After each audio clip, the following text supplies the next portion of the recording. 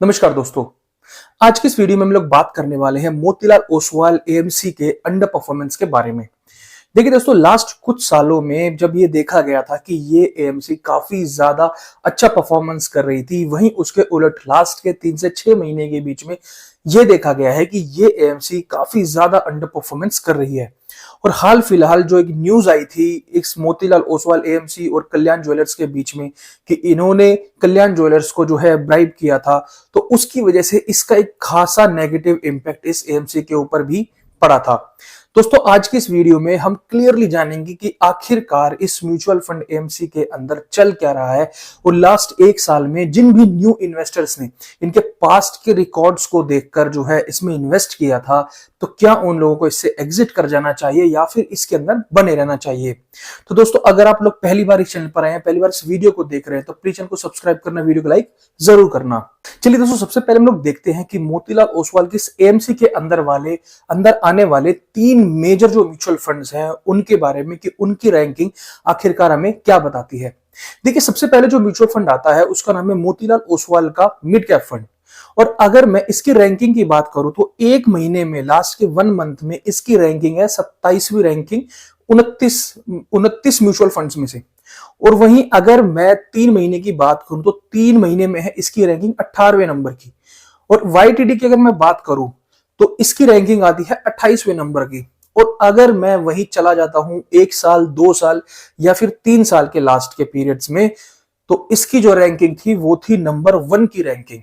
और वहीं अगर मैं इसके बाकी जो दूसरा म्यूचुअल फंड है जिसका नाम है मोतीलाल ओसवाल का large and mid cap fund, अगर मैं उसकी बात करता हूं तो इसकी जो एक महीने की रैंकिंग है वो है इसकी कैटेगरी एवरेज में 31वें नंबर की। और वहीं अगर मैं 3 महीने की बात करूं, 3 महीने में भी ये 30वें नंबर पर आ रहा है। 6 महीने में ये आता है 16वें नंबर पे।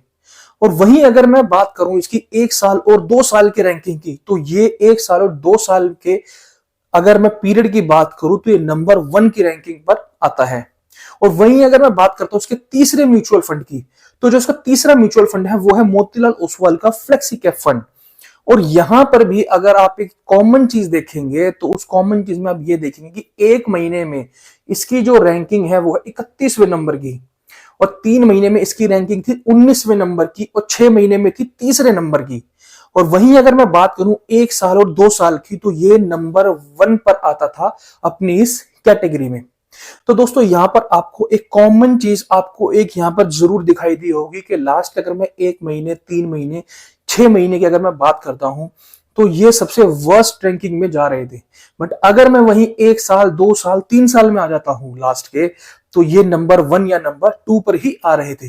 अब देखिए दोस्तों, इसके पीछे का रीजन क्या है कि किसी एएमसी के एक पर्टिकुलर म्यूचुअल फंड का ना डाउन जाना, बल्कि उनके फंड्स के जितने भी उस एएमसी के अंदर के फंड्स हैं वो सभी एक ही बार में कैसे डाउन में चले जाते हैं, उनकी रैंकिंग एकदम से कैसे गिर रही है। थोड़ा सा अब यहां पर आपको चीज को थोड़ा ध्यान से समझने की जरूरत है।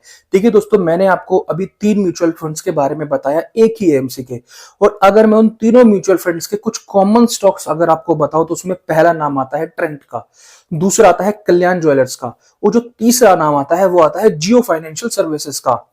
देखिए दोस्तों, अगर आप इन तीनों ही स्टॉक्स को अगर आप एक बार देखेंगे तो इनमें आपको एक चीज कॉमन मिलेगी कि 6 महीने में अगर ट्रेंट को मैं बताऊं तो 6 महीने में ट्रेंट जो है वो माइनस में 24.7% के रिटर्न्स दिए हैं। वहीं अगर मैं बात करूं कल्याण ज्वेलर्स की, तो लास्ट के 3 महीने में इसने दिए हैं 27.1% के रिटर्न्स।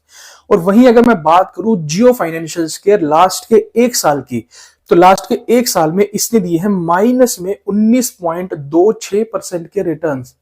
अब आप यहां पर एक चीज को जरा ध्यान से समझिएगा कि जब ये तीनों स्टॉक्स ही 3 ही म्यूचुअल फंड्स के अंदर कॉमनली हैं, तो अगर एक बारी में अगर कोई भी स्टॉक नीचे जाएगा तो एक पर्टिकुलर म्यूचुअल फंड के जो तीनों म्यूचुअल फंड है उनके ऊपर जाकर इसका इंपैक्ट पड़ता है। अब यहाँ पर इसी को थोड़ा ध्यान से समझिए कि मोस्टली जो एएमसीज होती हैं उनके अंदर ये कॉमन एक चीज पाई जाती है। जैसे अगर मैं एचडीएफसी की बात कर लूं, चाहे मैं एसबीआई की बात कर लूं, अगर आप इनके म्यूचुअल फंड्स के अगर आप जाकर के देखेंगे तो इनमें बहुत हाई चांसेस होते हैं कि ये कॉमन स्टॉक्स के अंदर ही अपने पैसे को लगाते हैं। इसीलिए हम लोग हमेशा एडवाइस करते हैं जो भी नए इन्वेस्टर्स आते हैं कि कभी भी एक पर्टिकुलर एएमसी में से आप एक से ज्यादा म्यूचुअल फंड के अंदर अपने पैसे को ना निवेश करें।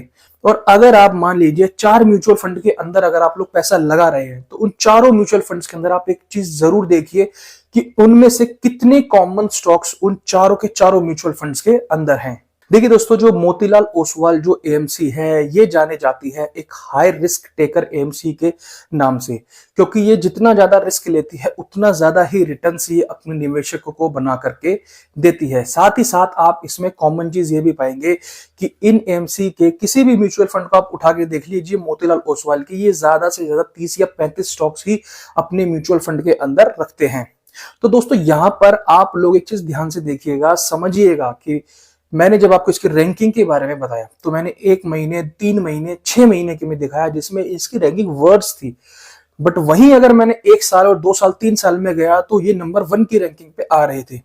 तो दोस्तों आपको एक चीज यहां पर समझनी पड़ेगी कि जब भी आप किसी भी म्यूचुअल फंड के अंदर निवेश करने की सोच रहे हैं तो आपको यह समझना पड़ेगा कि आप 1 महीने, 2 महीने या 6 महीने के लिए आ रहे हैं या फिर 3 साल, 5 साल, 10 साल के लिए उस पर्टिकुलर म्यूचुअल फंड के अंदर निवेश करने के लिए जा रहे हैं।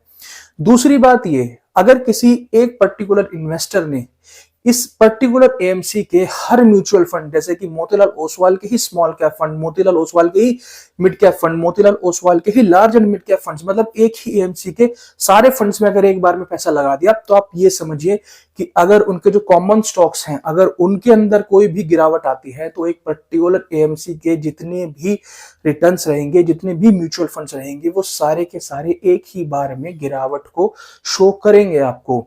इसीलिए हम लोग आपको एडवाइस करते हैं कि आप जब भी किसी भी म्यूचुअल फंड के अंदर निवेश करें तो अपने पोर्टफोलियो में डाइवर्सिफिकेशन को जरूर रखें। एक से ज्यादा एएमसी के आप म्यूचुअल फंड ना रखें, मतलब एक एएमसी का अगर एक म्यूचुअल फंड आपको चाहिए तो आप एक ही रखें, चाहे भले ही आपको उसके 2-3 म्यूचुअल फंड रिटर्न्स को देखकर आप कभी भी उसमें निवेश ना करें। तो फाइनली अब लोग बात कर लेते हैं कि क्या आप लोगों को मोतीलाल ओएमसी के कोई भी म्यूचुअल फंड आपके पास है तो क्या आपको उनमें से एग्जिट कर जाना चाहिए या फिर उनमें स्टे करना चाहिए।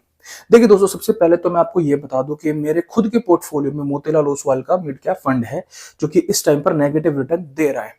बट क्योंकि मेरा जो हॉरिजन है, मैंने जो सोचा है कि टाइम पीरियड जो मेरा है वो आने वाली कम से कम 8 से 10 साल के लिए है मिनिमम, तो मुझे उसमें कोई भी प्रॉब्लम नहीं है, कोई भी इश्यू नहीं है, क्योंकि मुझे पता है कि आने वाले टाइम में ऐसी गिरावटें और भी आएंगी। तो दोस्तों अगर आप लोगों का हॉरिजन आने वाले लॉन्ग टर्म के लिए है, लॉन्ग टर्म पर्पस के लिए आप इन्वेस्टिंग कर रहे हैं, कॉर्पस बनाना है, तो भले ही आप इस म्यूचुअल फंड या फिर किसी भी म्यूचुअल फंड में, मैं कहूंगा किसी भी एएमसी में, यहां तक भी मैं कहूंगा कि आप निवेश कर सकते हैं। बट क्योंकि आपका हॉरिजन स्मॉल है, 1-2 साल के लिए है, तो ऐसी गिरावटों को आप नहीं झेल पाएंगे और हो सकता है कि आप इसमें से अभी स्विच कर लें। बट कब तक आप इसी तरह से कंटिन्यूसली स्विच करते रहेंगे? आप आज इसमें से स्विच करेंगे, कल को दूसरे म्यूचुअल फंड के अंदर जाएंगे, कल को वहां कोई ऐसी न्यूज आ जाएगी कि कोई स्कैम हो गया या कुछ भी XYZ न्यूज आ सकती है कभी भी, तो कब तक आप अपने पैसे को इसी तरह से स्विच करते रहेंगे? तो बेटर यही है कि आप पहले अपने म्यूचुअल फंड को टाइम दें। अगर आपको 3-4 साल हो गए हैं, 3-4 साल होने के बावजूद भी अगर आपका कोई म्यूचुअल फंड जो है नेगेटिव में रिटर्न शो कर रहा है, तो बेशक से आप वहां सोच सकते हैं उसे किसी तरह से स्विच करने का। बट अगर 6-7 महीने ही हुए हैं, 1 साल ही हुआ है और कम रिटर्न दे रहा है, तो ये कोई रीजन नहीं होता है कि आप वहां से स्विच कर जाए। आई होप मेरा मैसेज आपको बहुत क्लियर पहुंचा होगा। अगर आपको ये वीडियो थोड़ी भी वैल्यूएबल लगी है, पसंद आई, तो प्लीज चैनल को सब्सक्राइब करना, वीडियो को लाइक जरूर करना।